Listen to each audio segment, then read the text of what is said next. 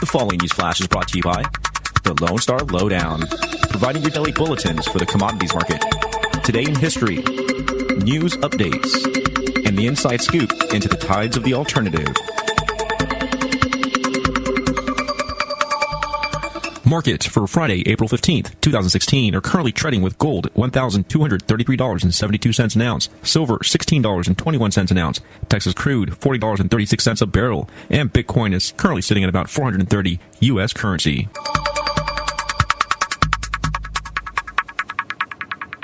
Today in history, the year 1865, Abraham Lincoln is shot at Ford's Theater in Washington, D.C. Honest Abe died today in history.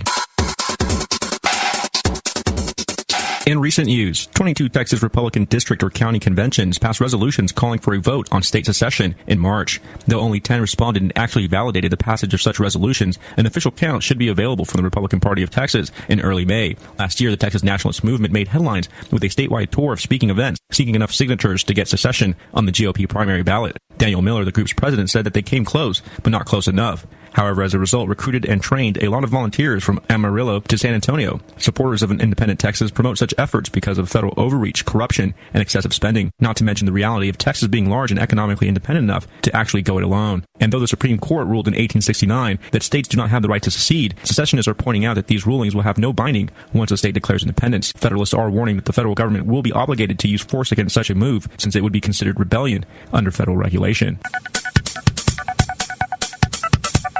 150 federal to state law enforcement from various agencies assisted the Seguin Police Department with dozens of arrest warrants targeting Mexican mafia operations trafficking heroin and cocaine into Seguin and New Braunfels. This mass-coordinated effort, 18 months into planning, was set in motion when indictments unsealed Friday charged defendants with a conspiracy to possess and intent to distribute controlled substances. Authorities suspect that those rounded up are responsible for distributing heroin, cocaine, and methamphetamine into Seguin and New Braunfels since 2010. The alleged leader of the mafia, Lieutenant, is among the people arrested. Police say that these networks supplied drugs from Austin to Houston and are believed to even have ties within the Texas prison system. It does seem police have found themselves a cozy permanent job waging the drug war. Unfortunately, these indefinite efforts will continue to remain so because of the criminalization of drugs themselves, consequently bringing in cartels, violence, smuggling, and millions of tax dollars gone to waste. This is Rick Brody with your lowdown for April 15th, 2016.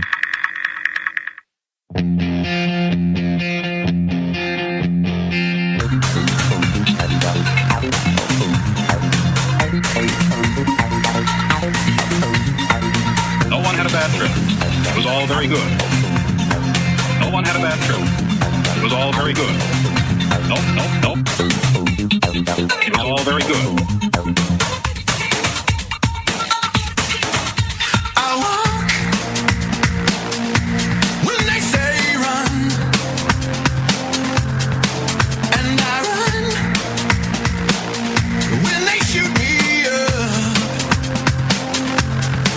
No, they won't let me out of the asylum. No, they won't let me out of the asylum.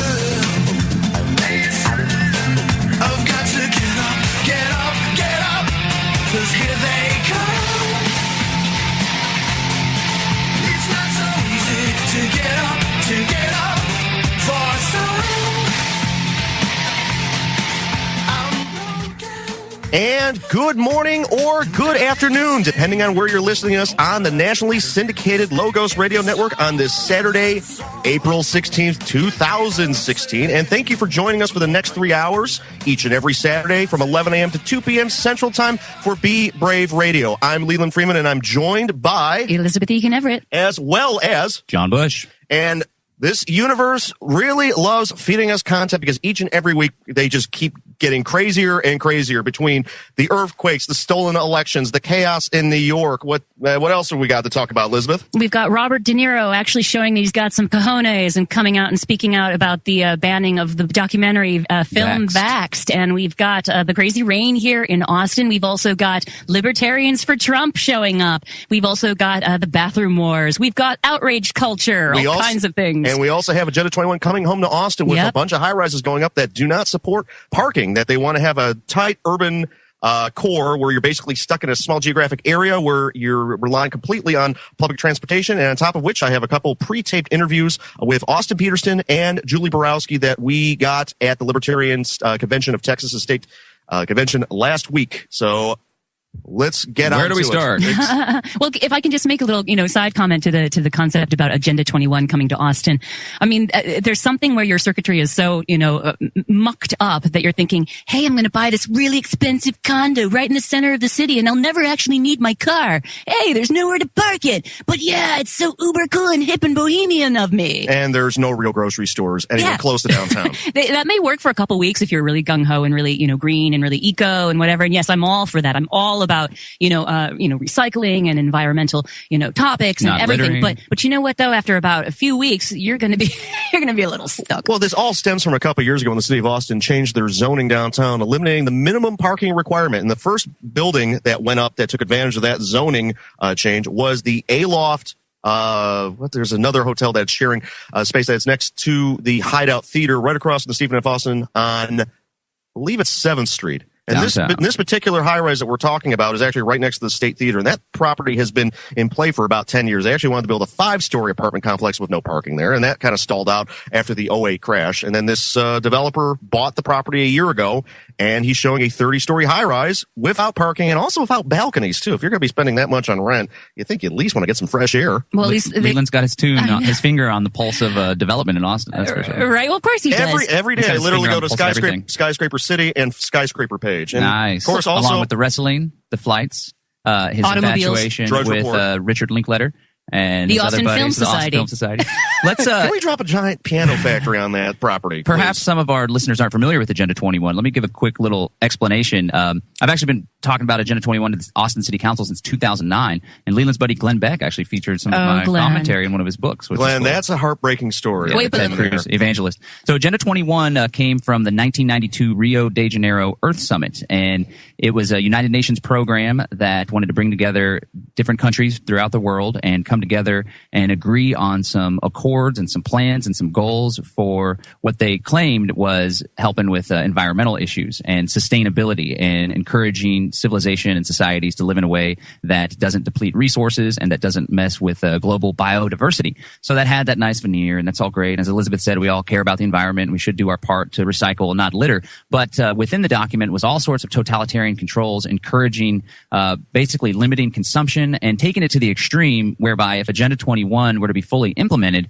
we would see the eradication of golf courses. We would see a dramatic reduction in the use of central heating and air conditioning. And of course, there's a attack on automobile use, and we see a disincentivization of automobiles in favor of public transportation.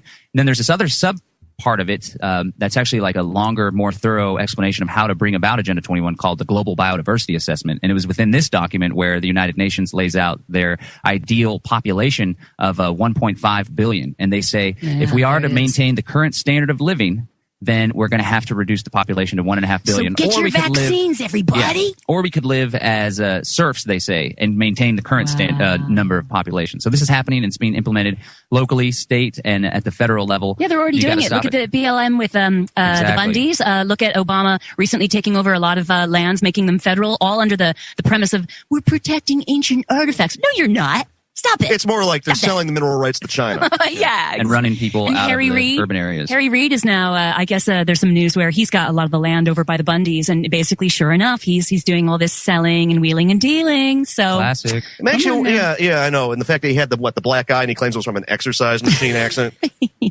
Yeah, that roughed means up by my his name is wife. Donald. What? If that's the case, then I'm actually Donald Trump and running for president. I'm worth many billions of dollars. Ballin'. yo. At least you can always say Trump's not going to be bought and paid for because he's the one that does buys the and buying and paid for. paying for. Yeah. What's of interest, our good friend Jim Mars actually stated in numerous lectures that this whole Agenda 21 biodiversity needing to cull the population to protect the planet from burning out is complete bull. I mean, he basically said that people could have a 1,200 square foot apartment and the entire population can comfortably reside in the area the size of Texas. Yeah, Texas is a huge state, and all you got to do is hop in a plane to see how much land there is available. Do a road trip. Yeah, but if you really want to, if you actually research a lot of the relocation information, for example, someone like Joel Skousen puts out, you'll Strategic find, relocation. Yeah, but you'll find that there are all these bizarre military sites and nuclear plants and all kinds of places that you really don't want to move next to. Yeah. You've got to be super aware of, all that empty land isn't always so empty. Well, and the other thing, too, is you have to worry about the geographic consideration, specifically the tectonic plates, what's going on with the Ring of Fire and the super volcano okay. over Yellowstone. I mean, that's actually one of the reasons why I got off the West Coast is because for a long time now you've been seeing that the Ring of Fire is popping. And not only that, I think for me, when I was looking at relocating and I was looking very carefully at all the different states and, the pluses and the minuses, I would have moved up to Wyoming or somewhere like that in a heartbeat. Like to me, that's totally the kind of lamb, the kind of hangout, being away from too many people and things like that. But you know what? Yellowstone is 36,000 years over and in what it's due to, to kind of express itself, let's say the caldera. And the real issue is that there are indicators that it could pop any moment. Like the roads have been melting. They've been having to close off certain areas. Melting roads, huh? Melting roads, yeah. But who will melt the roads? And, and massive land deformations as well because the magma chamber is filling up. Well, and just in the last few days, we've been seeing all these issues of all these other earthquakes. And they're saying, there's this whole area that has not popped yet. And guess what? That's the West Coast. So, it's one thing. How many large earthquakes have we had in the past week?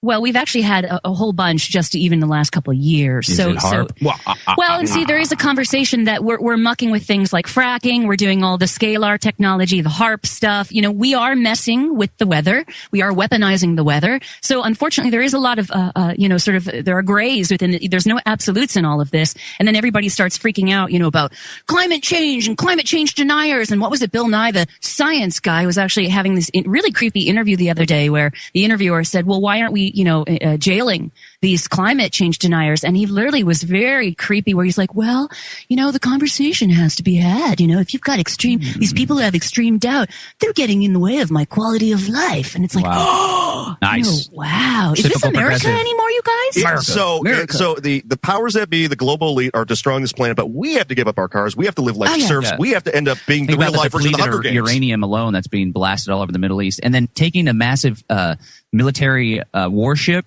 and flying all the jets. That's completely unsustainable. And Leonardo DiCaprio coming out in such a hypocritical way, being like, we've got to take care of the planet, you guys, as he flies on private jets all over. Amazing actor, total hypocrite. Stick to the acting, buddy. Come on now. And the burn rate is, you're literally burning 100 gallons of kerosene just to get that plane off the ground. I mean, we should ban all planes. Hey, but guess what? Little old me, sorry, gotta police me and tax me through the roof, and California's insane when it comes to Agenda 21 style stuff.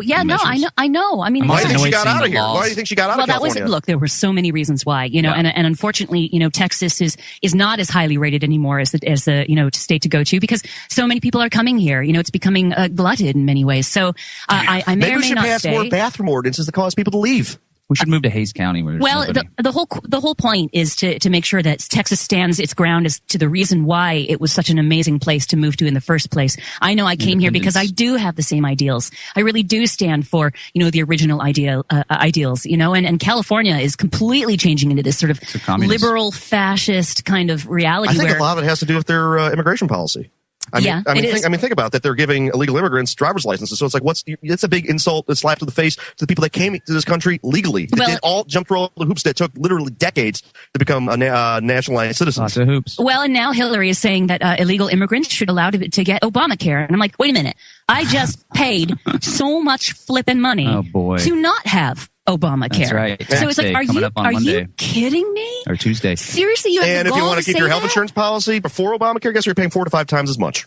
Well, yeah, but it's like all the insurance companies are bailing on Obamacare, saying we're losing hundreds of millions, if not billions of dollars. Yeah, and I will probably next year as well, have to pay a bunch of money, thievery, to Obamacare to not have it again. Because guess what? I'm an herbalist. I've taken, the study of how to take care of myself and my loved ones in my own hands. And yes, it takes a little while. Yeah, but we're not even taking care of them. We're giving them toxic stuff. It's a social contract. Pharmaceuticals, seriously, people? And we will pick this discussion up after this short commercial break on the Logos Radio Network. This is Be Brave Radio. Stick with us. We'll be right back.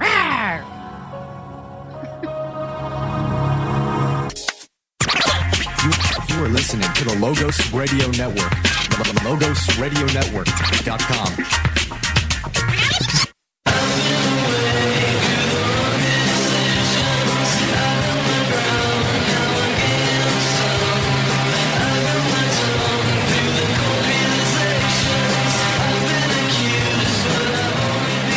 And welcome back to Be Brave Radio here on the Logos Radio Network on this April 16th, 2016. This segment is brought to you by Cabo Bob's Burritos, with 2 locations in Austin, Texas, on Ben White next to the Walmart, just west of I-35, and as well as the University of Texas campus area on 2828 Rio Grande. They have nothing but the freshest ingredients, GMO-free and gluten-free corn tortilla chips, fresh vegetables, sugar. Totally fresh. Always sugary super soda fresh. drink. Chipotle's not always fresh. Yeah. Also, sugary soda drinks. No high fructose corn syrup or aspartame. That's right. I was there just last night, and I got to say, it was crazy busy, the campus location. Really good strategic location for their second store, because they are booming. And another thing, so I don't see eye to eye with Don Brinkman. He's the one that runs the store on everything. One of the things is he really has a kind heart for law enforcement, so much so that he gives police officers and sheriffs and other emergency responders, I think, 50% off on their food. Which I don't want to reward the institution that I deem to be unethical. That being said, as Leland pointed out before, there aren't 30.6 or 30.7 signs prohibiting open carry or concealed carry, and there's an incentivization for police officers. So you know when you're eating at Cabo Bob's, you're probably eating at the safest restaurant in town, because there's going to either be law enforcement there or there's going to be people that are carrying. So go to Cabo Bob's and eat with the peace of mind knowing that if a psychopath bursts through the door with the goal of impacting incredible harm on everyone, it's a high probability that there will be someone there to protect you. CaboBobs.com. Fresh, safe, Protected food. protected food. So today is a big day, and the crew here at Brave New Books and myself and my lovely wife and scores of volunteers have been helping to prepare for our studio launch party, which is taking place tonight from 6 to 9 p.m. That's right, folks. You hear our voices. We want to invite you out to see the physical location where we broadcast all of the shows that air on TXLR and Logos Radio Network that are broadcast here at Brave New Books at Brave Studio, Studio Underground, Studio 1984. We haven't came up with a name yet, and we want to invite you out to help us come up with a name. So we're going to have a few different ideas that we're going to present, and then we're going to take some ideas from the crowd, and then ultimately we're going to vote. And I'm thinking that the show hosts vote count twice. Sovereign Studios. I like Sovereign Studios. Yeah, you may have heard this PSA in the past couple of weeks on Logos. Come on out to Brave New Books Saturday, April 16th from 6 to 9 p.m. for our Spring Fling and Studio Launch Party. Come on out and meet your favorite radio host that broadcasts from Studio... What's the name of the studio? Well, that explains why nobody's told me the name of the studio. Well, since it was built and funded by Hill Country Home Improvements, how about Hill Country Studios? Well, I guess that could work as part of the name. Can we put Burke Superfoods in there too? How about let's make everybody happy? Brave Burke's Pure Organics Hill Country Libertarian Home Improvement Studio.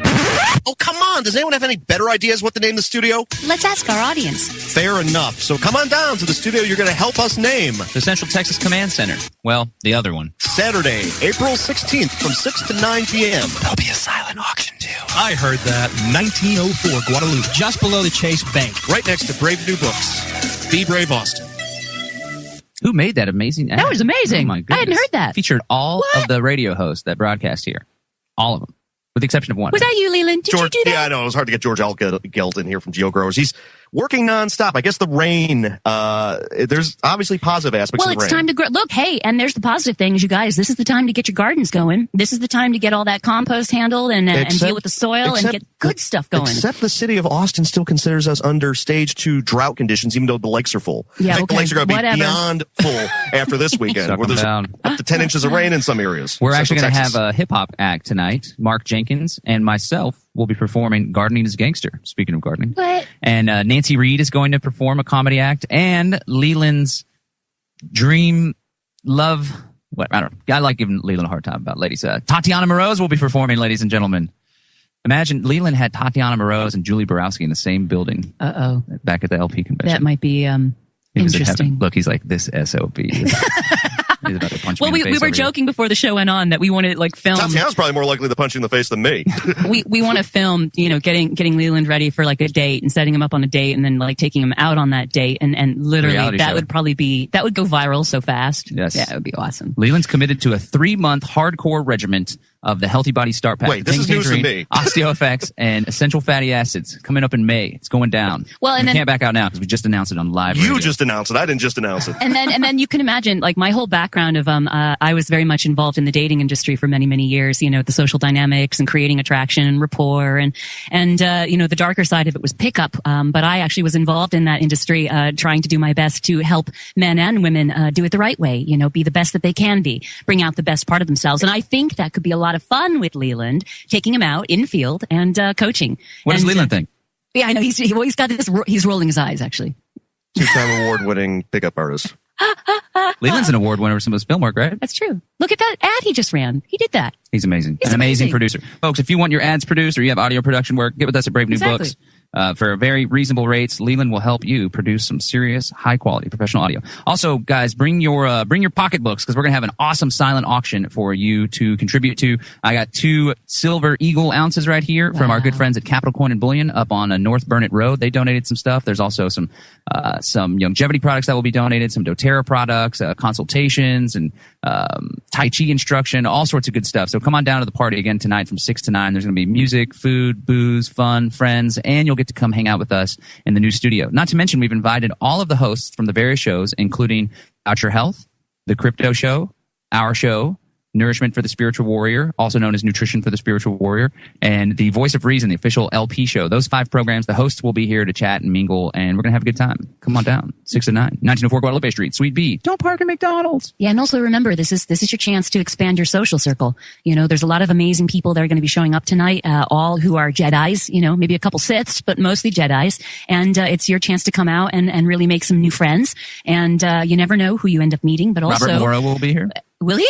Oh my He God. confirmed on Facebook. Oh my God, that's going to be awesome. We want to talk to him, by the way, about the little connection that's come out recently about Ted Cruz's father, Rafael Cruz, being connected to Lee Harvey Oswald and the JFK stuff. And he and Well, Roger Stone hello. he and Roger Stone have this huge disagreement that Morrow has come out on the Cruz side of things, which I'm questioning I think that he's just because trolling him. Well, He's trolling the him. thing is, I question that because Cruz is apparently evidence is coming out that he's just a puppet for the Bushes, and Rafael Cruz, like you were saying, Rafael Cruz is tied into JFK stuff, and we know that Robert Morrow really has a lot of information and a big passion around researching that and understanding it. So it's I sure wonder if he knows this information, and maybe Stone will let him know. You know, because sorry, I wouldn't support someone like that. Absolutely not. If I knew that information. Stone mentioned to me that Morrow maybe should be banned from the bookstore for going a little bit too mainstream. No way. No, look, I want to have him on actually as a guest. I think we should because yes, there are some major issues and what have you, but we can talk about that. But you know, if you ever talk to him about certain subjects, you know, he's extremely well learned and researched about those subjects. So, you know, He's there are so funny, pluses. that Yeah, guy. and he's funny. Oh, yeah, I Did mean, you see the his- interview with the Jester hat recently? He's wearing this Jester hat. It's this 2-minute Time interview Warner- with the mainstream. I think it was Time Warner Cable. Time Warner Cable News loves interviewing And at Robert the end, Morrow. he says, you know, I'm wearing this Jester hat because I want to point out that I'm not the Joker. I'm not the Jester. And he looks into the camera and points, you're the Joker. Wow. And then the journalist was like, and Robert Morrow wants you to know that the joke's on you. Oh, well, see, Awesome. but see, here's the thing. It's like he's got this little window of opportunity right now, and he can either really kind of destroy himself, or he can become another Howard Stern. Well, if you listen to his... no, but think about that. Howard Stern was deeply hated. Like all the character assassination stuff came out and to smear his name, and he was able to, over time, to create his own niche, had his own following, and now he's actually quite loved and loved of the public. should watch his episode. Take it seriously. I think it's the March 28th episode of the Trailer Park Show on Austin Community Access Cable, where he just basically says that he's out to destroy the Travis County Republican Party. Well, but that's Too late. The latest on his Facebook, by the way. Welcome to Planet Morrow, and it's a picture of about a dozen, probably 17 to 18-year-old young women in bikinis. Travis County GOP, ladies and gentlemen. but And on that note, we will pick this conversation up after this short break here on the Logos Radio Network. This is Be Brave Radio. We'll be right back. Leland's looking at the picture. Are you one of the millions of Americans affected by a chronic lung disease like emphysema or asthma? Your next round of therapy could involve musical toe-tapping fun. I'm Dr. Catherine Albrecht, and I'll be back in a moment to tell you how. Privacy is under attack. When you give up data about yourself, you'll never get it back again. And once your privacy is gone, you'll find your freedoms will start to vanish too. So protect your rights, say no to surveillance, and keep your information to yourself. Privacy, it's worth hanging on to. This public service announcement is brought to you by StartPage.com, the private search engine alternative to Google, Yahoo, and Bing. Start over with StartPage. Medical devices are not usually known for being fun, but French musician Frederic Yannet has found a surprising alternative to his old asthma inhaler, a harmonica. After years of chronic asthma, Yannet picked up the harmonica and found his breathing dramatically improved. Pulmonologists say the harmonica is like bodybuilding for the lungs, and patients across the country are using it to ease their breathing troubles. Pulmonologist Mei Li Han explains, to play a song, you have to be able to take a deep breath in and blow out against resistance, which can help strengthen the respiratory muscles. That helps patients relax their breathing and learn to control their airwaves. I'm Dr. Catherine Albrecht. More news and information at CatherineAlbrecht.com.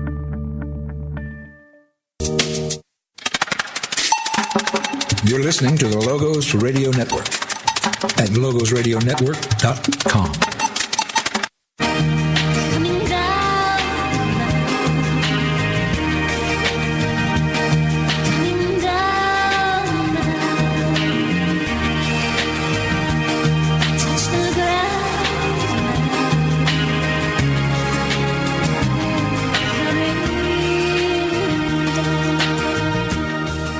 And welcome back to Be Brave Radio here on the Logos Radio Network on April 16th, 2016. And we got the pre-recorded interview with Austin Peterson that Danny Sessom of the Crypto Show and I did last week at the Libertarian Convention. So let's get right to it. All right, this is Leland Freeman and Danny Sessoms, and we are with Austin Peterson, Libertarian candidate for the President of the United States. And we just witnessed the debate that the Texas Libertarian Party hosted on Friday, April 8th. And it was a very, very, very entertaining and interesting debate. And there was actually a lot of subjects that you touched upon, including the Second Amendment, individual liberties, as well as the people criticizing your age for running for president. And Austin, why don't you touch on all of those? Well, I think that's going to backfire when you start criticizing people for their age, because there's a lot of young people in this party, and it's the young people that have to go out and do the petitioning. The young people who have to go out and do a lot of the hard work. We have to do the driving of the candidates around. Yeah.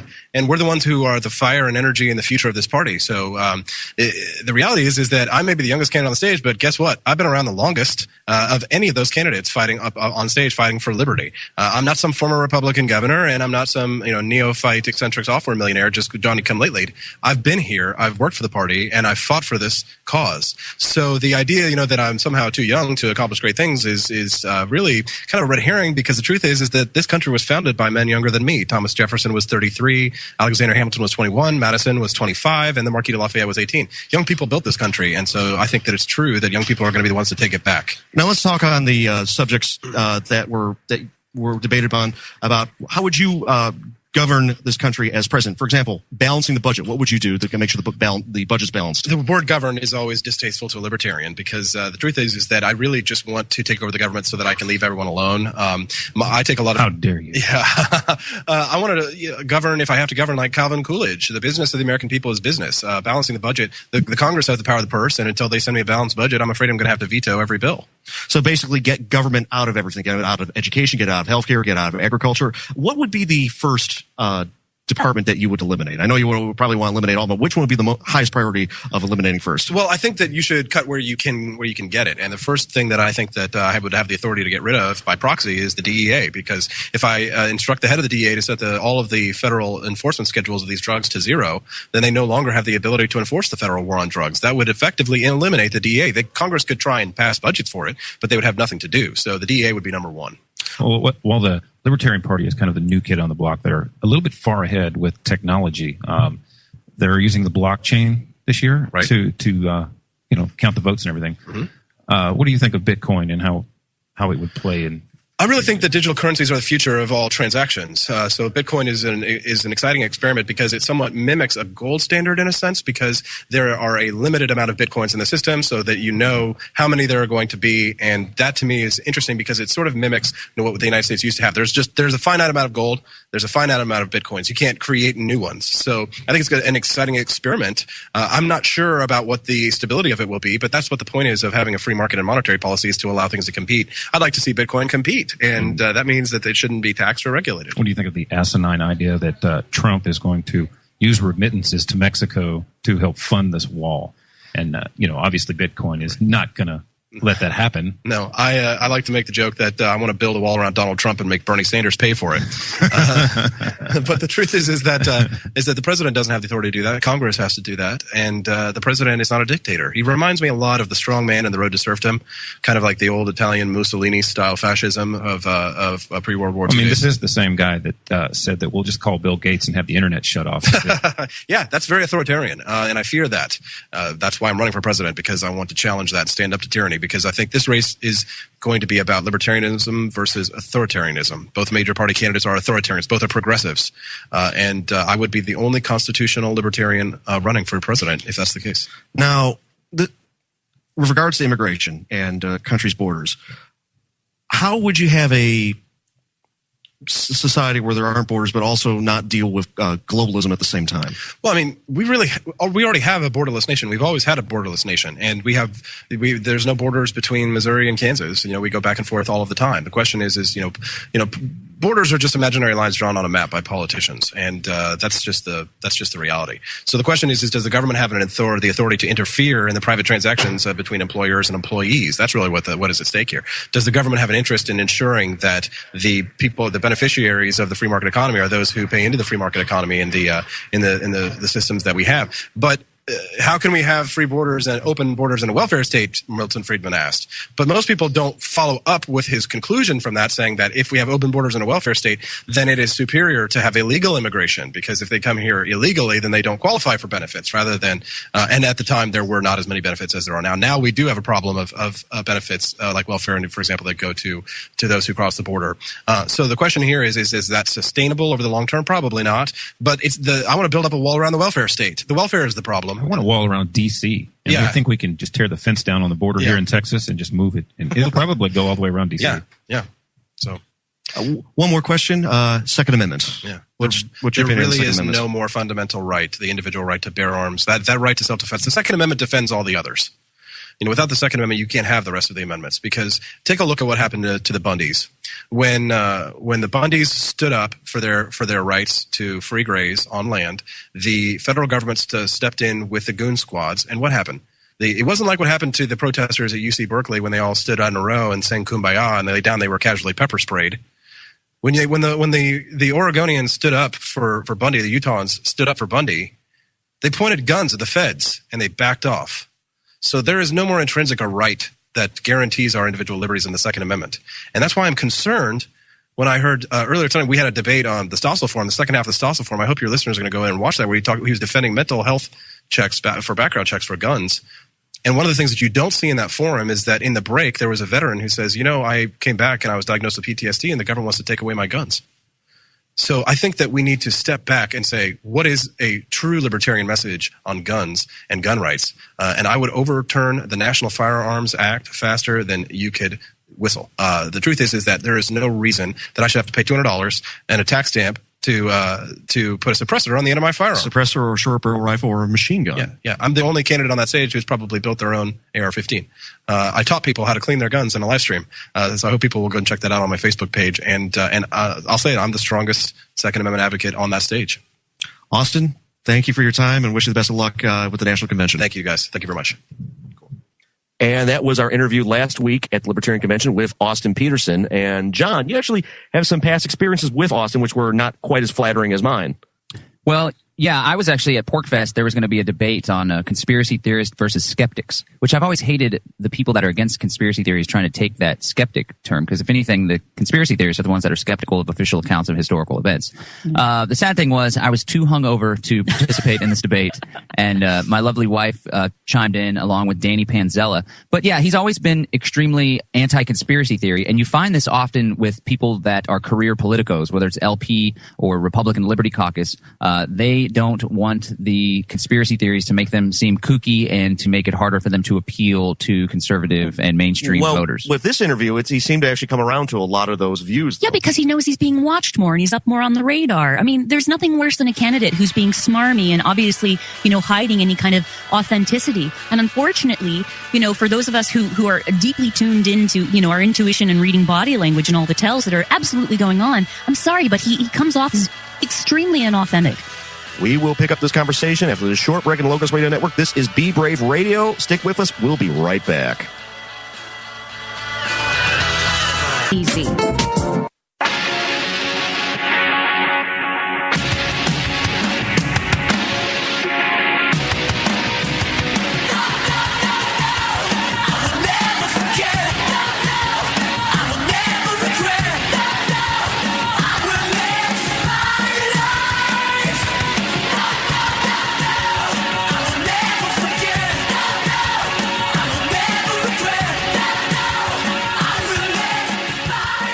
And welcome back to Be Brave Radio here on the Logos Radio Network on this April 16th, 2016. This segment brought to you by Hill Country Home Improvement.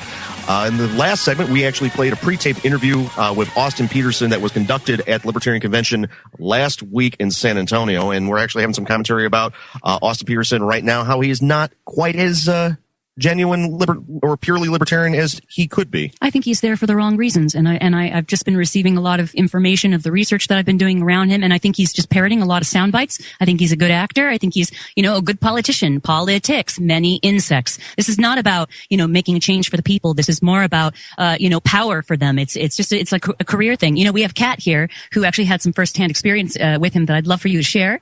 Yeah, thanks. So I've had experience with Austin Peterson over the years, different activist events, and we've butted heads multiple times.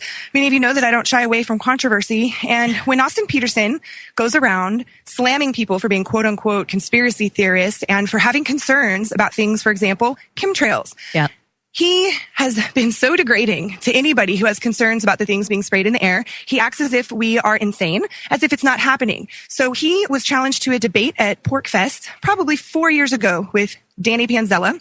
That was up in New Hampshire. That was in New Hampshire, the Porcupine Freedom Festival. And he stood on stage and just said, there's nothing being sprayed in the skies. Oh, you all are insane. You are insane. It was just so totally nasty. So I pull up weathermodification.com, which is a website that provides the services of cloud seeding to government agencies, nonprofits, and corporations around the globe. So if you go to www.weathermodification.com, you look at the top, there's a small link, and it lists all of their clients and services. If you look to the left, you can find another link where you can find all of the services they offer. It shows you pictures of the devices installed on the airplanes, which spray silver iodide in the sky. Stratospheric aerosols. Yes, and this is done to augment rain or to prevent hail from happening. And right here in Texas, you can go to their website and you can see different Texas agencies that have paid for this service. This is not a conspiracy theory. This is happening now. Texas Central High Plains Rainfall Enhancement Program. Texas Experiment in Augmenting Rainfall Through Cloud Seeding, or TexARC. Texas Weather Modification Program. Right here, folks. Exactly. It's happening here. Now, I'm not sitting here claiming that they're spraying aluminum in the sky in order to murder us. But I am claiming that the skies are being sprayed with something, because they are. And here's a company that is doing it. And to deny that and to say that every single line we see in the sky is a contrail, not a chemtrail, that's a downright lie. And to treat people like they are second class, as if they are ignorant, as if they are stupid or naive because they are citing documented facts that he may have some sort of emotional or visceral reaction to, or maybe he's just afraid because it's too controversial and he's trying to stay mainstream. But I don't want someone claiming to represent liberty, running on this ticket, acting as if he is some young hero that is going to save the party and spread our message to the world, when in fact he has silenced conversations and free speech by being incredibly nasty, putting people down, belittling them, and literally calling them insane. Well, it's interesting that you say that. I think, the whole point is that we should all be able to have a emotionally balanced and mature conversation. And it's the same thing that I've been seeing with all the vaccination debate recently, is that it's almost like as if vaccines cause irrational anger and insults towards random strangers on the internet. How weird is that? Yes, and Austin would probably sit here and tell you that you are a conspiracy theorist. I'm a conspiracy realist because I have Asperger's, and I do a ridiculous amount of obsessional research, which most people don't do. Well, he's closed down to that. And I don't think anyone should be representing liberty in politics if they shut down research. It is wrong. It is unethical. It is immoral.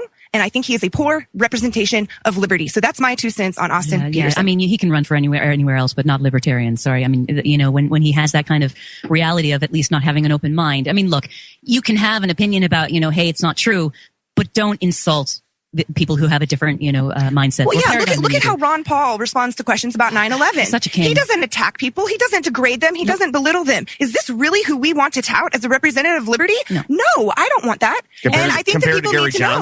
Well, what does liberty mean? Gary Johnson's not mean to people. Gary Johnson, I may not agree with his policies, or I don't believe that he could really create a movement or change because he hasn't yet. In all honesty, I don't feel like we really have any libertarian candidate at the moment that fully honors what it means to stand for liberty. Even McAfee? Daryl Perry. No. I like McAfee. No. He's my top choice.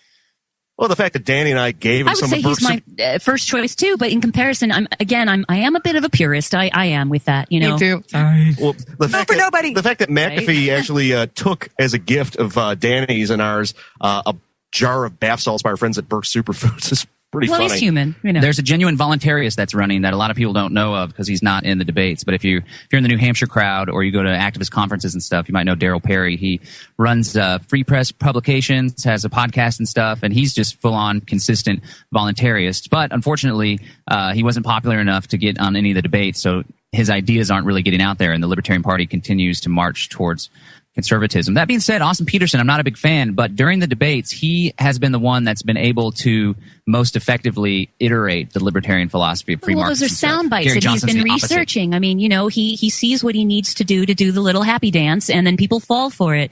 The thing for me is that my gift and my curse is that I read people too well. I see all the subtleties of what's going on, and there's just so many inauthenticities there. I can't get past that. And so far, the research I've been doing around him and speaking to people on the ground, it has been more aligning with what I've been experiencing to be so.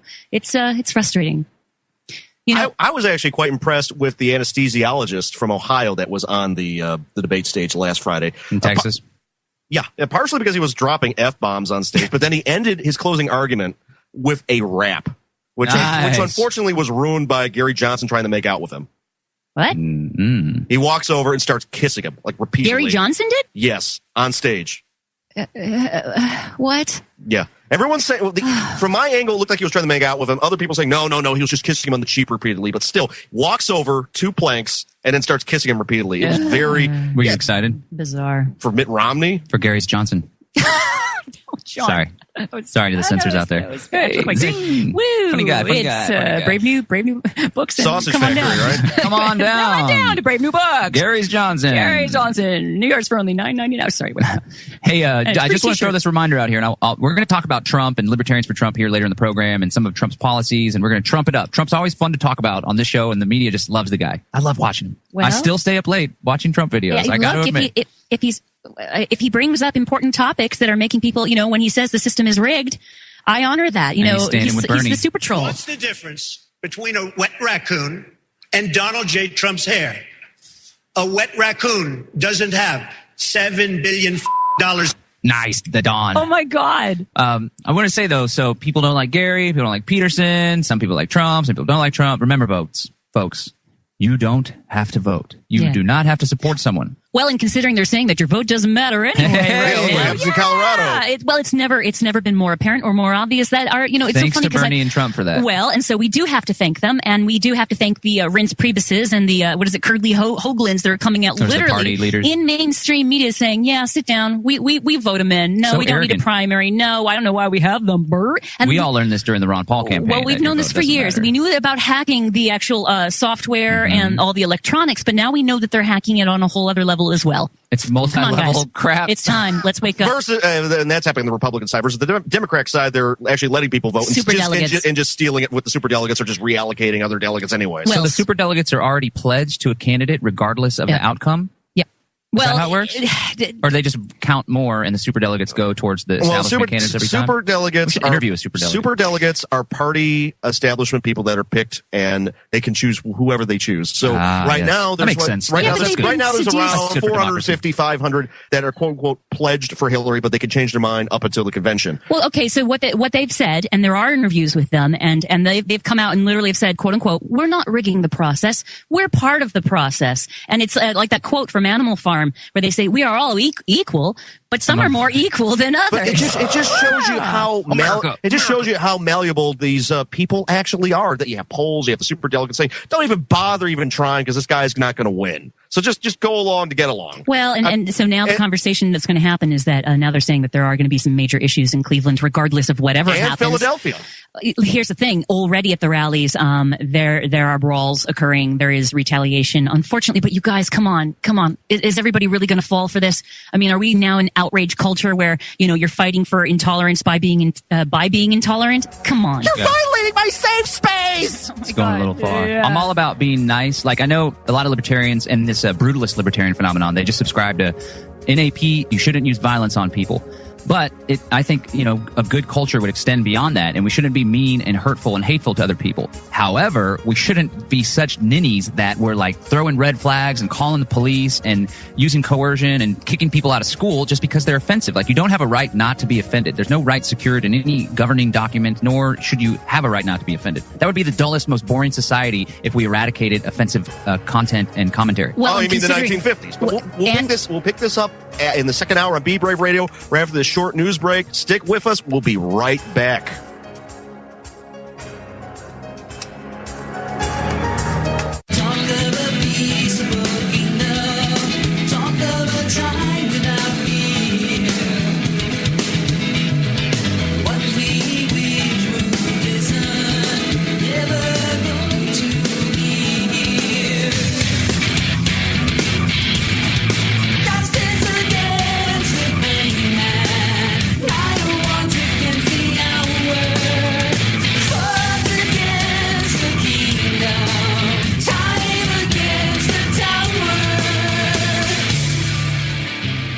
And welcome back to Be Brave Radio, hour number 2 on the Logos Radio Network on this April 16th, 2016. Before we get back to our lively conversation, we interviewed Julie Borowski last week at the Texas Libertarian Convention, so let's get right to that pre-tape. Makes sense. Julie, you ready? Yes. All right, start it. This is Leland Freeman with Derek Bros as we interview everyone's favorite internet libertarian, Julia Borowski. Are you speaking for everybody? And Danny Sessions is along with us for the ride. So, Julie, how many years have you been doing these YouTube videos that pretty much have gone viral for almost since you started doing them? Oh, gosh. So I started in 2011, so about 5 years now. I've been making YouTube videos. And the subjects are very, very polarizing. And I love the fact that you critique all the Bernie Sanders people and the radical feminists such as Lena Dunham. And what influenced you on the path of libertarianism? That's a long story, I guess. I grew up a conservative. I started to have doubts during the George W. Bush administration about his foreign policy.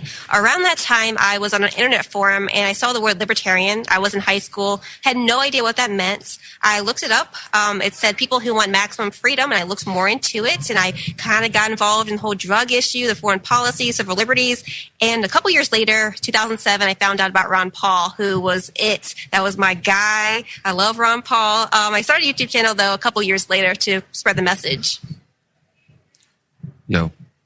Well, you didn't have any questions? I thought you were going to have a bunch of questions. Oh, for Julie, of course. Yeah, I'm like, I thought this was your interview. I don't know. I just enjoy what Julie does as far as bringing in humor. And, I think that's what I'm sure you get a lot of, I read the comments on yours. You get a lot of crazy comments and you get a lot of people who recognize like her for doing, costumes or just weird, doing different characters, which I think makes it entertaining. Well, the fact is there's a lot of videos that you do parodies of, there was this one which was about, a year ago, which they had a bunch of, she knows exactly what you're talking about. Was it about like 6-year-old or 12-year-olds and you were making fun of them with that whole thing where they were basically sexualizing children? Yes, there was this viral video, I guess a year ago, from F-Hate, this organization who have these little girls in princess costumes and they were dropping F-bombs left and right about feminism. So I dressed up as a princess and I just went at it about a lot of the myths, the gender wage gap and the rape statistics that are not true. And I just kind of went at it. Yeah, that was a really fun one to make. Well, one of the other more recent ones that I really enjoyed was you constantly poking fun at Bernie Sanders. Oh my gosh.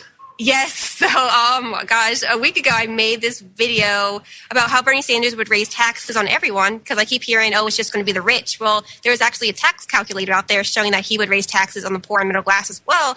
So I made a video about that, and over the past few days, I've been swarmed with Bernie Sanders supporters calling me all kinds of nasty names. It's kind of funny. But yes, I've also made some videos mocking Bernie supporters, which are not so nice. But yeah, gosh. The Bernie supporters they're hardcore. Like more than I remember people supporting Ron Paul. That way these people will come and they come after you. I wrote an article called 5 Questions for Bernie Sanders Supporters and it went viral, but definitely that was probably the most anger that What's been disappointing though is I disagree with them, but there's so many who are reporting my video and my Facebook page trying to get me banned from Facebook. And it's just okay, we actually agree on some issues ending corporate welfare, ending the wars, the war on drugs. We agree on those issues. Yeah. Let's talk about those issues. You don't have to ban me, silence me because we disagree on something ridiculous. before the whole Bernie Sanders thing blew up, did you get more flack from the left, or did you get more flack from the right, such as the neoconservatives or libertarians that were just going like, well, she doesn't represent us? So I always get a lot of flack from libertarians. I think all libertarians get a lot of flack from libertarians, no matter what. But I think I probably get more hate from the right. But I think that's largely because my videos are more likely to reach them. So they're more my audience. But it's a different kind of hate. From the right, I get a lot of age-related insults, basically saying, I'm a little girl, what do I know? I'll grow up one of these days and become a conservative. But from the left, I have gotten a lot of nasty things, calling me the C word, calling me the B word, all these really, they're nasty. I'll tell you bunny? that. I have not gotten that one yet, but. They said the C word and the B word, so. Yeah. And you work in D.C. How toxic of an environment is the Beltway area? It's interesting you asked that because I actually grew up in the D.C. area, so it's all I've known. Maybe I was kind of a rebel because of that, because I saw all these people working from the government and their parents, and I saw that culture. But yeah, it's what I'm used to. How big is your audience? Like, you put out a video, what's the average amount of views that you would get? Probably average 30,000. That's pretty good. And how many videos do you put out a week or a month? I try to do it once a week. Wow.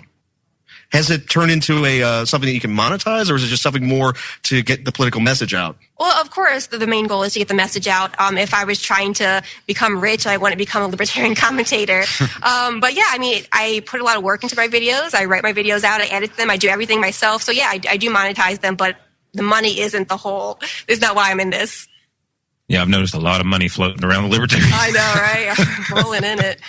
No, it's definitely difficult, I think, to try to monetize that. From working, doing my own videos and working with someone like Kokesh and other people who've got, get large numbers and get to the point where it becomes a sustained thing. Even then, it's definitely not something you're going to live off by promoting the ideas of liberty. And because for multiple reasons, they're just not quite popular yet. So even a viral video sort of in this community doesn't necessarily translate to the virility in the mainstream world, Yeah. Yeah, you need to put a cat or something in there for that. I've done that before. I had a video that was just a bunch of kittens playing around, and I was just speaking about statism, in the background. And there's a bunch of cats playing right this there. really just chill music. Look, it's a cat video. Wait, what's this stuff in the background?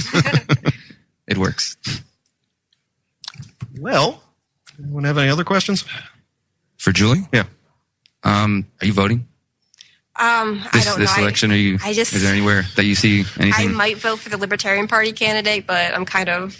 There's not much out there. The candidate that I've been using for the past few years has been really reliable, never lets me down. SpongeBob. Vote SpongeBob. Vote SpongeBob? Yeah. So far the best options after looking out of all the parties, it's either Vermin Supreme, SpongeBob. Somebody wants a free pony. I want a pony.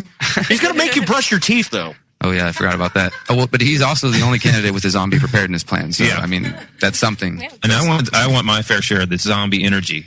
He's going to harvest the zombies for energy. It's good ideas. Yeah. And for the record, your take on Donald Trump. Oh, gosh. I actually made a video a couple of weeks ago. It's called Stop Making Me Like Donald Trump. Oh, yeah. The reason is that I don't like Donald Trump. I disagree with a lot of stuff that he stands for, but these social justice warriors who are freaking out because somebody writes Trump 2016 on their college campus and saying that they've been microaggressed against, that kind of makes me want to like Donald Trump, and I hate that.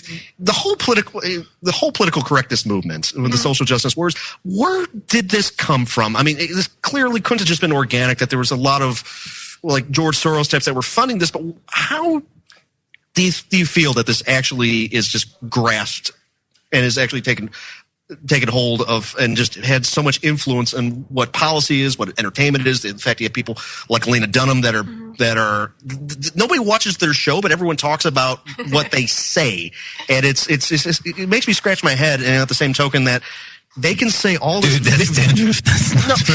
Well, the thing is that think about it, that they can espouse this hateful language, but if you try to defend yourself, the libertarian ideals, or even just write something in chalk, they say, "Oh, you're violating my safe space." Mm-hmm. Where did it come from? So I went to college 2006, 2010, that era, and I saw the beginnings of that. but I don't think I saw it as bad as it is today. I speak at college campuses and I talk to their students talking about, their safe spaces. They can't even speak in class anymore. They'll get kicked out because they're violating safe space.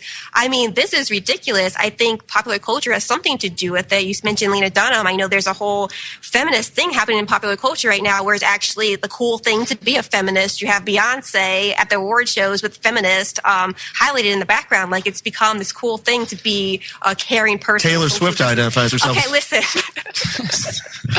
I love Taylor Swift. I think she's a good person. I think she's a self-made person. I just disagree with her on the label of feminist.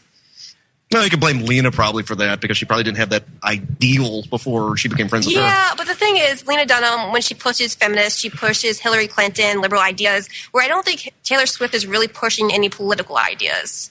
Why do you think so many women identify with Hillary when, if you look at Roger Stone's book, it just details how much that she's actually against women, that she enabled Bill with all of this. What women identify with Hillary? What are you talking about? Oh, there's definitely lots of women out there that think that Hillary's going to do something for them. I'd like to comment, if you don't mind, on what you just asked about, because just sort of, I guess, the other side as far as where does it come from? Because I definitely agree that this over political correctness, it's, safe spaces, all these different things, they're just working against the goals I think these people truly have, which is trying to shine a light on various, forms of oppression that they see. But in that process, they kind of get lost and just really, instead of seeking equality, it ends up with like a pursuit of supremacy, where they want to put themselves above other people or just control everyone else to, keep themselves protected.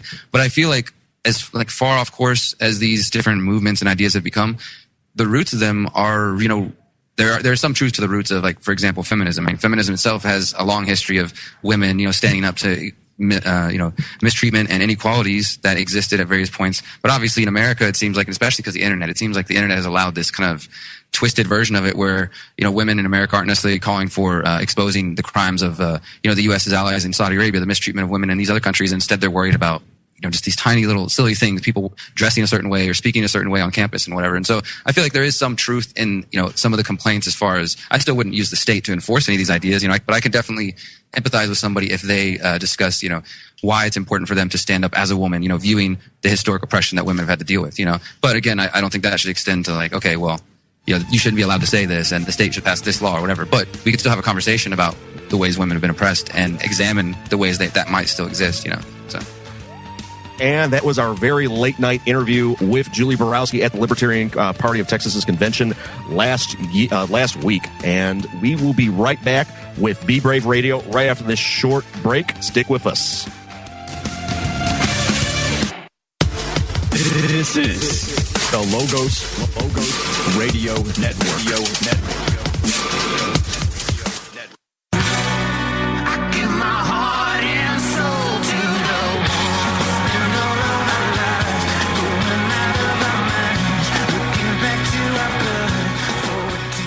And welcome back to Be Brave Radio here on the Logos Radio Network, broadcasting across the country on affiliates such as 89.1 TXLR here in Austin. You can also pick us up via your cell phone or your tablet with the TuneIn app by looking up Texas Liberty Radio, or you can stream it at logosradionetwork.com, where you can catch all of our archives, including this show. If you missed the interview with Austin Peterson and Julie Borowski that we recorded last week at the Libertarian Party's convention, just head on over to logosradionetwork.com and you can check out all the archives. And this segment is brought to you by Nature's Pure Organics. NPO. Also by Brave New Books. Come support us. The show is broadcast here at Brave New Books, as are the other shows that we're going to be celebrating tonight from 6 to 9 p.m. at our studio launch party.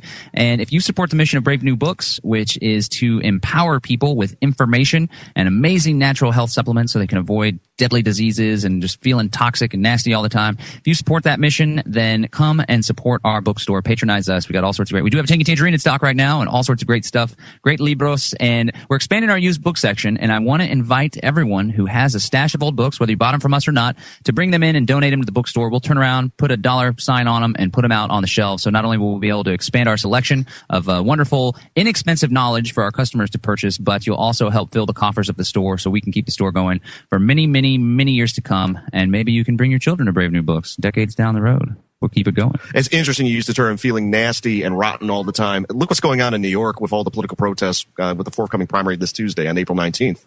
They're protesting like crazy, huh? Well, unfortunately, there are some major brawls breaking out. I mean, outrage culture is definitely exacerbating and heating up. Unfortunately, I think we're going to get it, see it getting worse, especially when the more and more people realize that the system really is rigged, and that they really don't have a voice. So people are going to start acting out. It is like, there really does need to be some release somewhere. And unfortunately, there's a lot of different angles that may end up popping. And we may even see it over the next couple months with the economy, with the earthquake, and with the elections. I mean, there's all kinds of message from the dark side there is. Well, that too, but hopefully there's some messages from the light side as well. I mean, let's remember we're in a seeming dualistic universe, but in reality, we know that that's also more of a unionistic experience. Actually, if you look beyond the illusion, if you go into that yin-yang symbology, you'll find that as much dark is showing up, we are also seeing as much light. Yeah, a lot of awakening spiritually and intellectually. And just like our good friend Rahm Emanuel, the mayor of Chicago, said, never let a good crisis go to waste. So sure, if the economy crashes or if there's riots in the street because of the election, you can bet your bottom dollar that the powers that be are going to leverage that in order to take more control and restrict more freedoms. But it also creates a wonderful opportunity,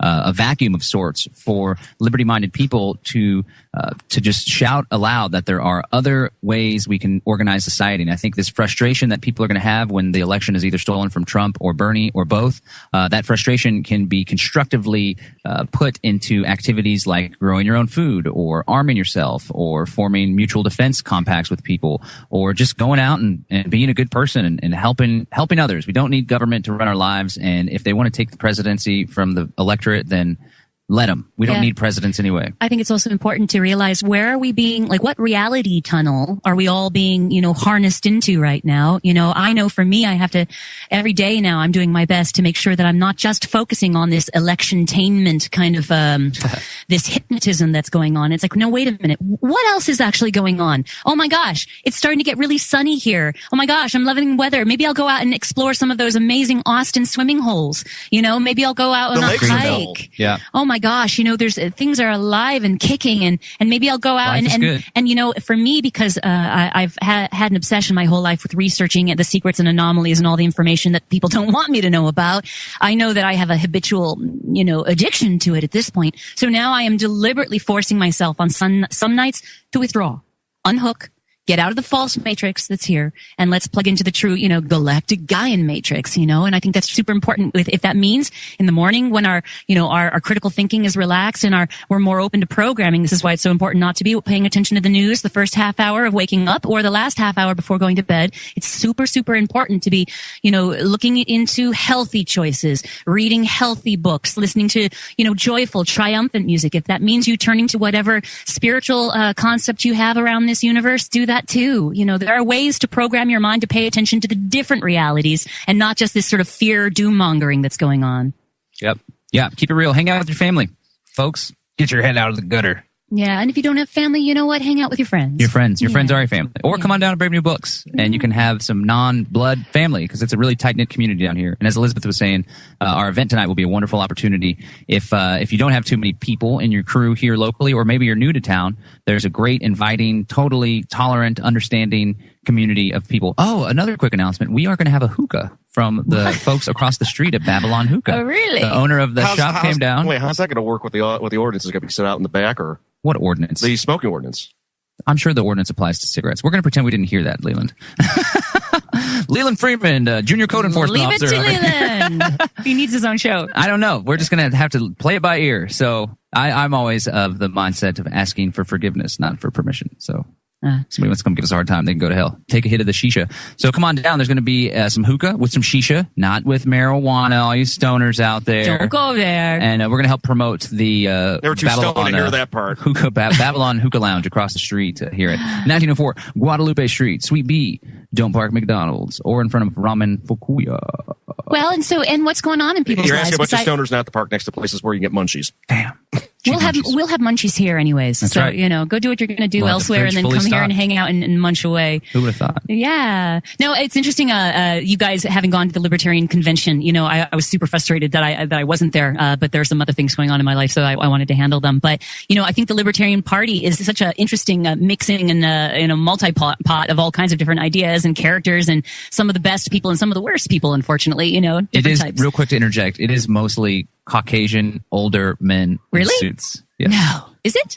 Very large contingent of old white men in suits. And old white men with beards. I saw one black person at the Libertarian Party convention. Oh, seriously? Yes. No, okay. It's not that that's how do we necessarily fix a that? bad thing.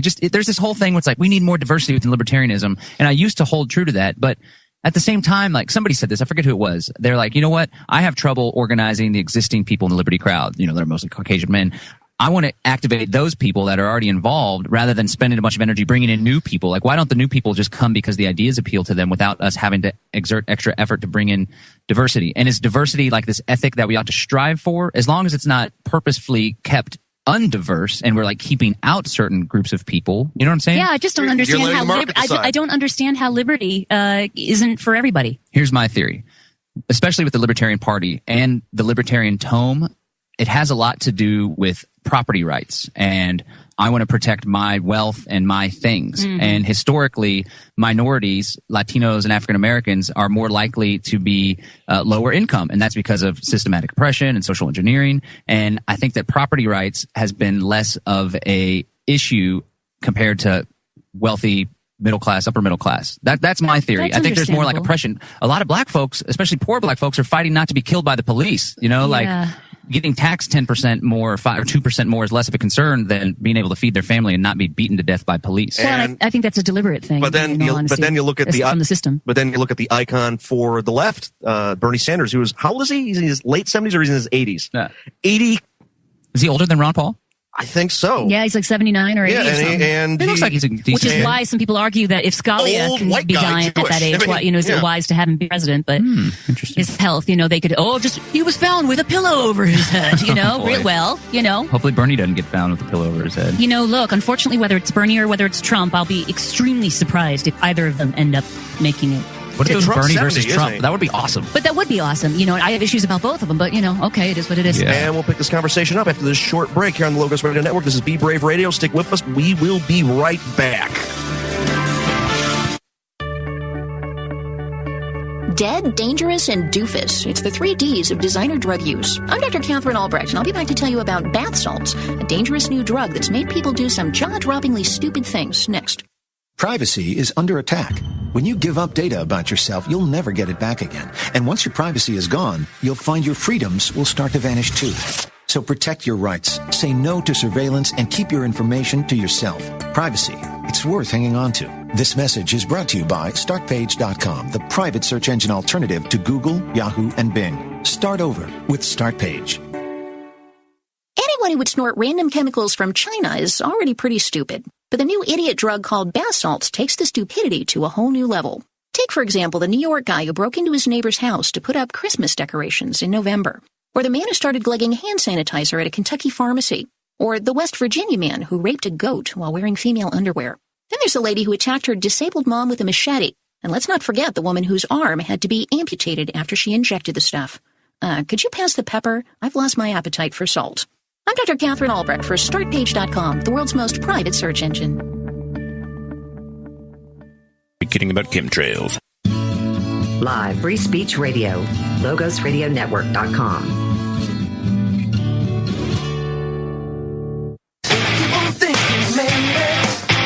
Then when I get back on my feet again, I can climb so high that I won't feel low.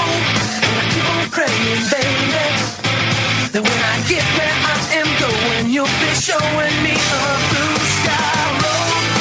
Open my mind, no longer blind. I know I'm coming off the ground.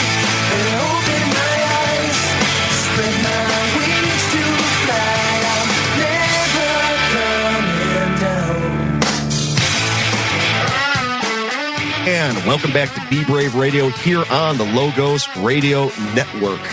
I'm Leland Freeman. I'm joined by Elizabeth Egan Everett and John Bush. And we'll pick up the topic from our last segment, Bernie Sanders, Donald Trump, Libertarians for Trump. Was it the Social Justice Warriors? Well, there's actually there's a whole movement actually that started. There's a couple movements, not only Libertarians for Trump, which was started by Walter Block of the Mises Institute, but supported by Lou Rockwell, Christopher Cantwell, there's Stephen Molyneux. So there's quite a few libertarians that are actually stepping out being like, okay, well, don't let your quest for perfection get in the way of a very serious situation that we've got going on right now. There's also legal Latinos for Trump that are coming out. There are some Muslim groups as well that are saying, yes, we support this because we actually escaped from those extremists that you're trying to bring in currently. So there's a lot of interesting things. And of course, Roger Stone and Alex Jones. Well, there are many awesome people that I have a lot of respect for that are actually forwarding this. Now, mind you, there are some serious issues and there are serious things that, to be honest, I am now beginning to slightly veer towards the fact that this guy might be controlled opposition. You know, there are certain moments that it's like, really, dude, did you really just do that? Like, for example, about 2 days ago at a rally, I don't know if you guys are aware of this, but I am, unfortunately, with my crazy obsessive researching.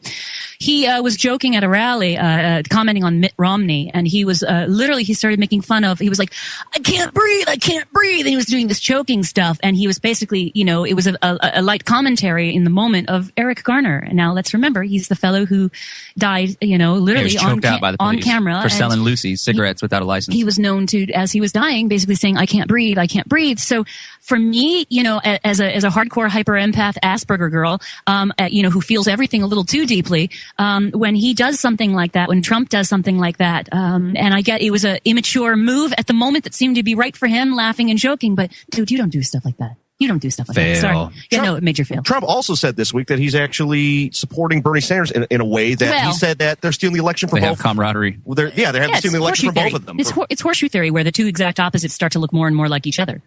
So I want to bring up Libertarians for Trump, right? I want to bring up a few of Trump's policies that are antithetical to the philosophy of liberty. And I understand the whole purity thing, but that crowd, absent Stone and Jones in many regards, but like Walter Block is kind of nasty and a nationalist and has had some racist tendencies in some of his writing. And Christopher Cantwell, if you've looked at any of the work that he is blatantly racist, misogynist, and just nasty. And he's just so proud of the label a-hole that it's not something you should be proud to be an a-hole. You should strive to be less of an a-hole. Milo Yiannopoulos. It's Milo Yiannopoulos from the alt-right calling himself dangerous It's bad news.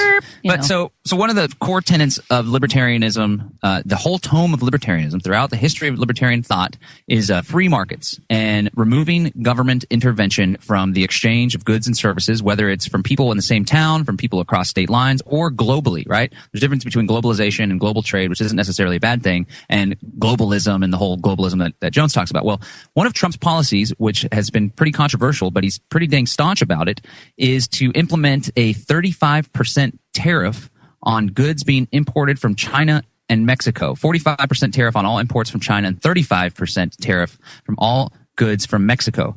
Now, not only does this have the possibility of sparking an all-out trade war and bringing the entire globe into a economic catastrophe. It's not an economic catastrophe right now. Yeah, and, it and is, what, but it'll push it further Would down. you rather do the TPP? Now, that's a fallacy of what is it? There's more than just two choices. You cannot support that. He's basically trying to fight these trade agreements, and he's also trying to fight these countries from doing currency manipulation. Yeah, but so there's problems that happen, and we can all agree on the problems, and we're all opposed to TPP, and NAFTA. We can be opposed to both that and to this, which we all have technology, right? You have a nice MacBook there. I have a MacBook Air. Leland just got a tablet and joined us in the 21st century more recently. Yeah. These goods, which I can't afford now, this was actually gifted to me by a political action committee I worked for. And these companies have suicide nets to, because their workers, are basically jumping to their deaths. It would make your laptop, instead of $1,000, the thing would be, $1,200, $1,300, $1,400. There's all sorts of unintended consequences and unforeseen things that would change there. I mean, compromise. I don't compromise. I try not to compromise. My compromise is paying income tax. Yeah, That's but then about that means that you're either going to pay an astronomical amount for that, or you're not going to have it. Or I'm going to take proactive steps to insulate myself. And it may not happen this year, it may not happen next year, it may not even happen in my lifetime, but I want to march the ball towards an environment where we don't have to have the problem is that they're using this currency manipulation to artificially lower the prices of these things to deindustrialize this country. Then they have a monopoly on the situation. And they can do whatever they want. Therefore, completely unlibertarian policies we should just be okay with that, or we should be okay with it? We should be okay with it. It's not perfect. But the thing is, I'd rather have a nationalist than a globalist. I mean, here's the reality. But you don't have to have either one.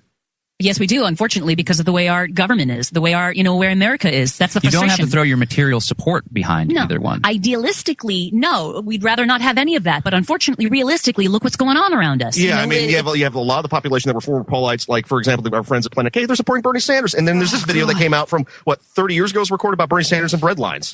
It's funny, sometimes American journalists talk about how bad a country is because people are lining up for food. That's a good thing. In other countries, people don't line up for food. The rich get the food and the poor starve to death. It's such a fine line because you honor what he's saying, but at the same better time, to have a bread line than not. What got us to the fact of needing to have those bread lines, though, in the Bernie-style policies, like Venezuela? Do you really trust these FEMA camps? Do you really trust 3 days of no electricity? It's basically complete world without law. Or how about this? When you're standing in that bread line and they say, well, you want the food? Well, have this vaccine if you want the food. And literally, that's what's been happening at the welfare centers. I saw that in California where imagine what they had in those vaccines, because not everybody gets the same vaccine. Think about it. You've got somebody down and out. Well, because you'll find, research what's in those vaccines. Some of them literally have, what's a spermicide doing as an ingredient in a vaccine? Really? That's weird. What's with all this? It's all this fertility stuff. I mean, research all the Bill and Melinda Gates information. Well, here's something of interest: is that all the way, at least in the 90s, they were substituting meat with soy patties for public schools. For example, I went to Lanier Middle School. Well, it's the Houston Independent School District. This was in the mid 90s. They had soy burgers. And they were absolutely disgusting. And they're way genetically modified. And so you're having an estrogen mimicker going into these kids that are going through puberty, and that you wonder why there's a lot of transgender or sexually confused people now, is that their hormones are screwed up because they're ingesting an imbalance of the wrong hormones. You're having you have males, XY, they're ingesting way too much estrogen, and then what that's doing is delaying. Young women have huge breasts these days. Or they're like 12. Not that I'm looking at. But as an herbalist, we're seeing a lot of women coming in with major problems with their hormonal cycles, in balancing out, their periods. And, in Chinese medicine, they speak about you shouldn't have PMS at all. To have any kind, it's in the Western in the Western medicine, paradigm, it's very much like, that's normal. No, it's not. It's not normal. You shouldn't have PMS symptomology. You shouldn't have painful periods, all these kind of things. Like a toxicity thing or something? Absolutely. It's all about building blood, the movement of blood, the nurturing of blood, and all about balancing the endocrine system. So, the Chinese for thousands of years have had, ways of working with this and balancing it out. I know for me, that's actually part of what brought me into working with the plants so long ago. Or if we were just typical leftists in the entertainment industry, we would be saying, you should boycott North Carolina because you have all these gender confused people that are being discriminated against because they want to go into the opposite gender's bathrooms because they identify with them. Now we're having all these bathroom wars, which unfortunately, look, for many, many years now, different sorts will use the bathrooms for different reasons. And, I've noticed once in a while that there'll be someone in the bathroom with me that, maybe I'm questioning, if they're a man or a woman, but at the same time, it's no big deal. It's always just been a discernment thing. It's the rare occasion. Where now it's being, manipulated and exacerbated. And we will pick this conversation up after this short break on the Logos Radio Network. This is Be Brave Radio. We'll be right back after this.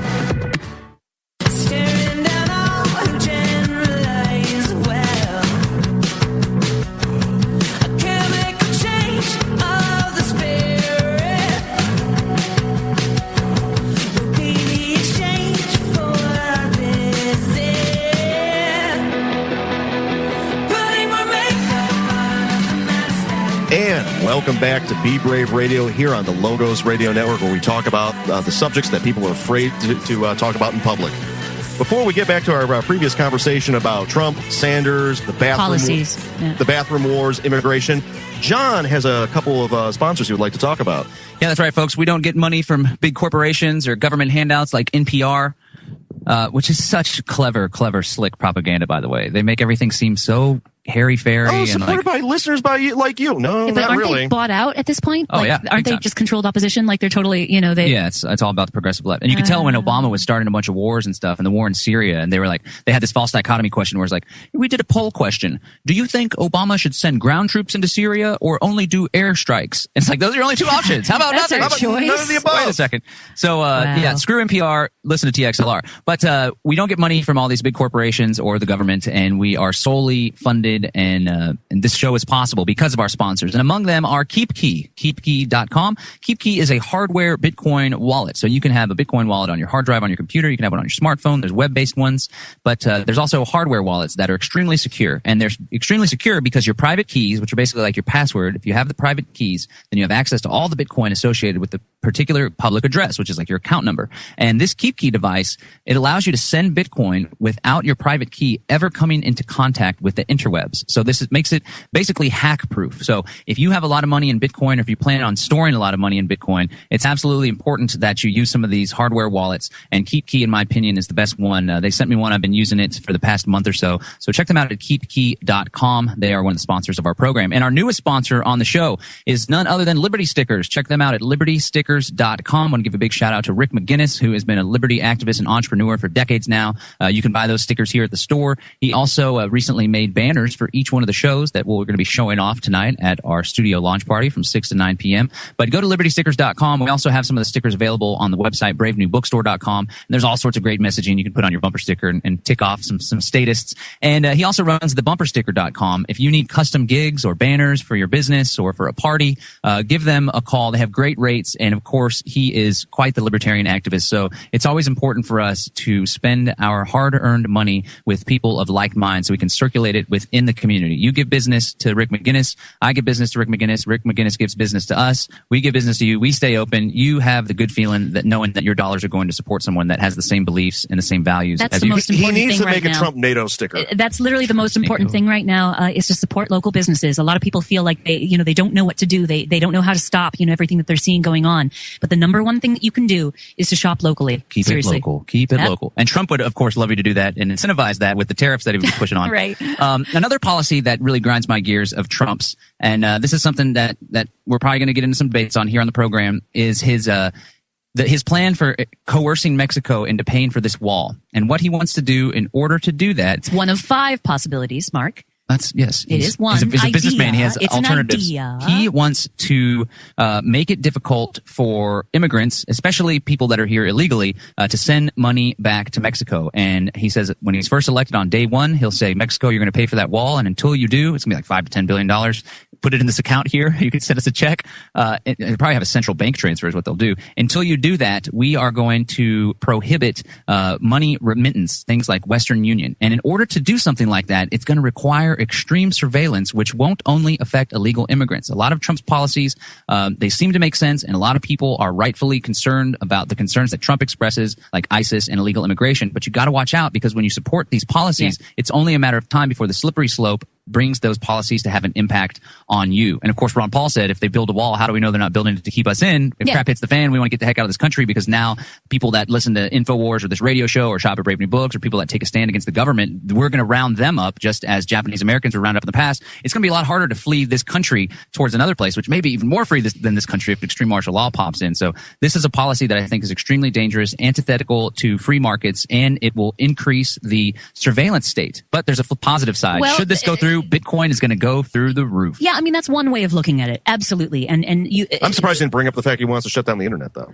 Yeah, that's another policy. Well, shut down the internet. Come on, that guys. is That's the something big- Jones has been fighting and talking about for a decade Well, now. and he has a right to. I mean, the very fact that the camel's nose is in the tent now with this conversation about Apple, What does that unlocking say? the phone. Camel's nose is in the tent? It's like a concept where it's like now the camel's nose is in the tent. It means once the nose is in the tent, the rest of the body can move through and infiltrate and become the occupying force. So, for example, New York is trying to pass a bill right now to literally be able to demand your cell phone if you've had some sort of wreck or a situation with the car, and for them to be able to completely scan your to see if you were phone texting to or see if something? you were texting. Now that's a camel's nose being in the tent. It's Yeah. the same thing about, what's the news about Uber?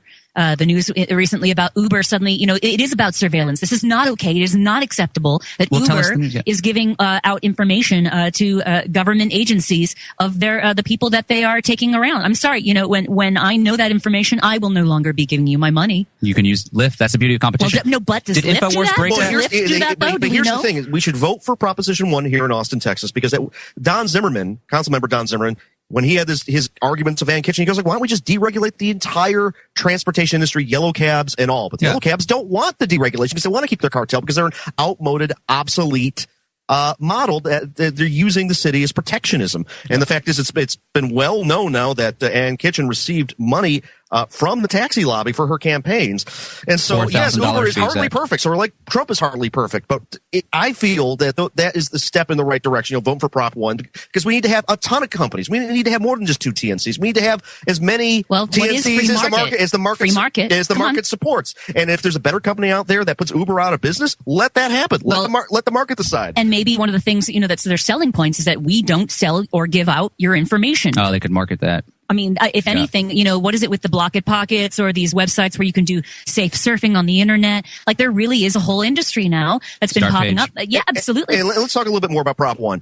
Fingerprints, they don't really say anything about people with these background checks. And the thing is that it's more of an economic thing. If you look at the other of the 13 pages of this ordinance, they wanted to tax these TNCs out of business. They wanted to take, 5% of the entire operating revenue? Up to 2%, which is crazy significant. 2% difference makes a major difference. Yeah, but there's this whole move towards having our fingerprints now become uses for exchanging money, digital cash, what have you. I mean, and that is concerning. That's concerning. The iPhone, for example. To your Bitcoin. Well, and yes, again, this is the issue with any kind of technology is that it really is a neutral force, which means that it can be used just for amazing, amazing things, but unfortunately it can be absolutely used for the wrong.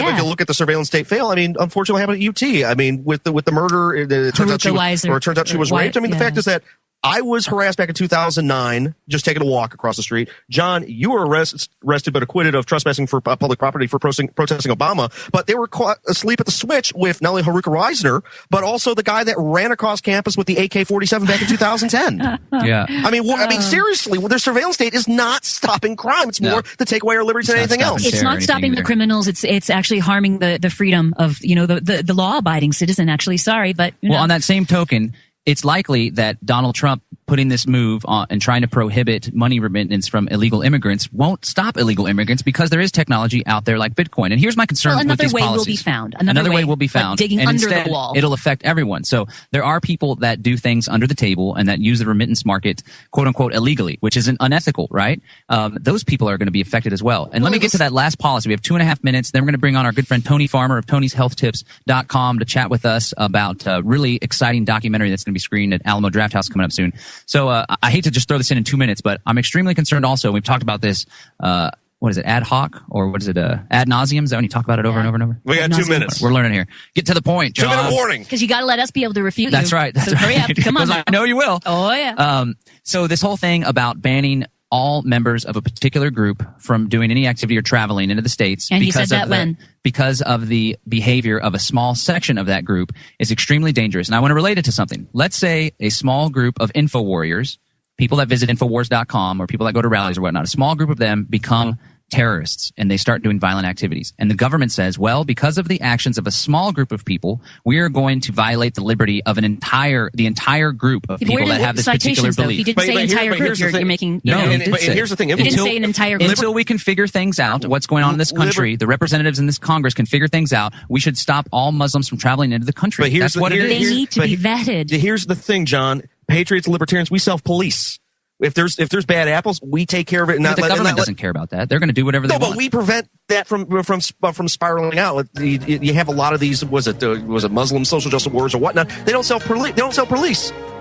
They just kind of let it spiral and say, you guys are bad apples and you're making us look bad. And there's a difference between people who come in. There are actually Muslims coming in that are absolutely for their culture and for assimilating. There's a difference of that than extremists coming in, absolutely being loud and proud, saying, we will bring Sharia law. And sorry, I'm not okay and there needs to be more Mexican Americans. So hold the entire group responsible for the actions of a small person.